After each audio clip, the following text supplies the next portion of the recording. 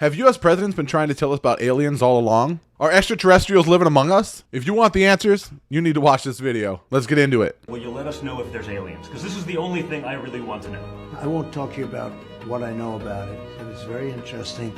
But Roswell's a very interesting place with a lot of people that would like to know what's going on. Will you ever open up Roswell and let us know what's really going on? Well, I'll have to think about that one. I It should- I sounds wanna like know. a cute question, but it's actually, there are millions and millions of people that want to go there, that want to see it.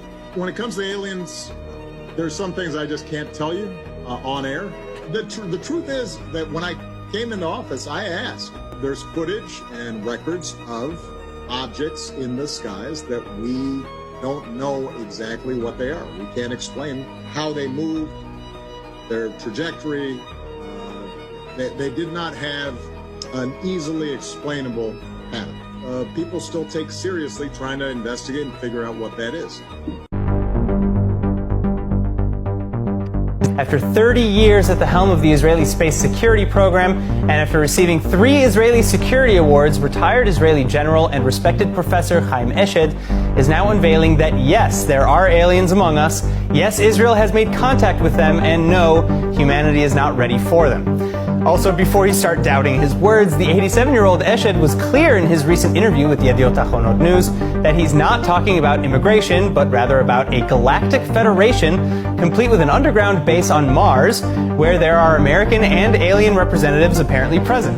He also explains that President Trump both knows about them and was on the verge of disclosing their existence, only to be persuaded not to by the Federation. I mean, I feel like no matter how bad you want to tell someone about aliens, if you know about them, if those same aliens tell you not to, you're going to have to be like, okay, bro, I won't. I promise. Because if a big scary gray or a Nordic white alien tell me not to do something, I'm going to be like, all right, bro, fair enough. I didn't see anything. I didn't see What is your message to Trump tonight? Disclosure. America deserves to know the facts, and I believe we are not alone. I don't know at what point. I think in God's great universe, I don't believe we're the greatest thing he's ever created. I think that's very arrogant on our part.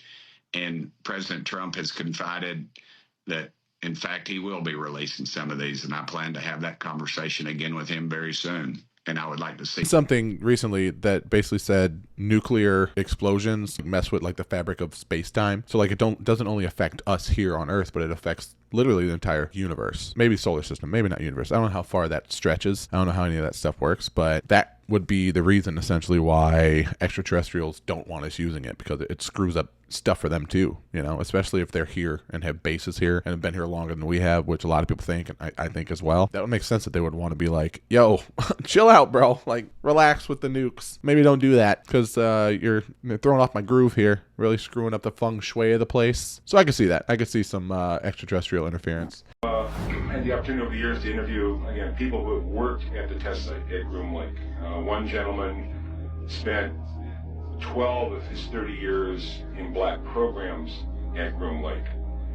When I asked him, I said, first of all, I said, do you believe in UFOs? And he looked at me with a straight face in one-on-one. He said, absolutely, positively, they do exist. I said, can you expand upon that? And he said, no, I can't. About a year later, we were talking about, again, activities at Groom Lake.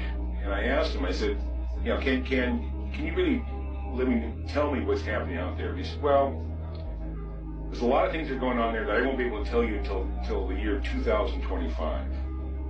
But we have things in the Nevada desert that would make George Lucas envious. So I think there are lots of interesting discoveries, biological, on Earth, and other discoveries in the heavens that those of you who are younger will get to see unfold. You'll have all kind of problems with them, but on balance it'll be a plus. And it'll make life much more interesting.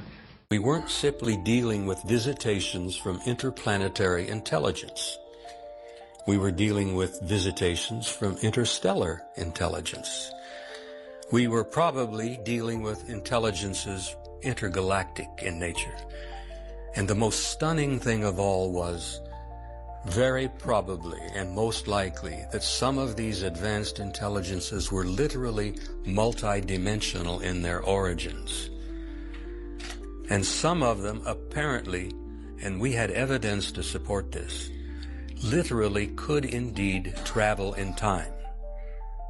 Now, if you think that wasn't a hair-raiser, a blockbuster for some of our military planners, it was really getting their attention. Not only are we dealing with interstellar, intergalactic, but we're dealing with multi-dimensional beings who apparently can indeed travel in time. So if extraterrestrials can time travel and also go through different parallel dimensions and things just when they choose to, do you think that they choose the best universe and the best leader, like world leader at the time, to work with? Or do you think that they just kind of like zap around to like places that we need it the most in order to prevent us from destroying ourselves for whatever reason? I assume it's to their benefit. Keeping us around is to their benefit. Maybe because we're a slave race or something. I don't know. But you figure if you have that much control over where you can be in any time or space, you would strategically pick locations to interfere that would best support you and your goals and your future, instead of just like randomly popping somewhere and being like, oh, this is screwed up, let's maybe work on this. Did you go through the secret files, the UFO documents? Because if I was president, that'd be the first thing I did. You know, it's funny. My daughters asked the very same question. They did? Yeah. UFOs. You've been the president. You've seen all the info. Are they real? The truth is that we've never proved one, but there are things flying around up there that we haven't fully identified yet. Would you be allowed to tell your daughters what was in those files? No. You would not? No. Now that you're out of office, you can do anything you want, right? True, yeah. But I'm not telling you. You're not telling me. You're not telling me what? Are you not telling me that you looked at them? I'm not telling you nothing. If I was the president, and it's unlikely that that is ever going to happen. You never know. My hand would just, it'd still be hot from touching the Bible, and I would immediately race to wherever they have the files about Area 51 and the UFOs, and I go through everything to find out what happened. Right. Did you do that? That's why you will not be president. That's the first thing that you would do. If you become president, are you really going to tell the truth about UFOs? I have said I want to open the files as much as we can. But there are enough stories out there that I don't think everybody is just sitting, in their kitchen making them up. Recently, when UFOs came up on Jimmy Kimmel, she corrected his terminology. And there's a new name. It's Unexplained Aerial Phenomenon. All this talk about dem aliens with the what are they, UAFs or whatever they call them, all the footage and everyone talking about it. It's like, but I was wondering if you have a theory about that. Well, when it comes to aliens, there's some things I just can't tell you on air. What's your viewpoint on what these objects that seem to defy all laws of physics are? Well, first of all, that's a legitimate question now. The short answer, but not the most meaningful one, is I don't know about this. But when I was president and I had a chief of staff, John Podesta, who loved science fiction, we made every attempt to find out everything about Roswell. And we also sent people to Area 51 to make sure there were no aliens in a deep... There's no aliens, as I know. So did you look? Did you see? Did you explore? I can't reveal anything. Oh, really? Because President Clinton said he did go right in, and he did check, and there was nothing. Well, that's what we're instructed to say. Are there really great secrets that you know that you can't share with people? Yeah. Yeah, there are.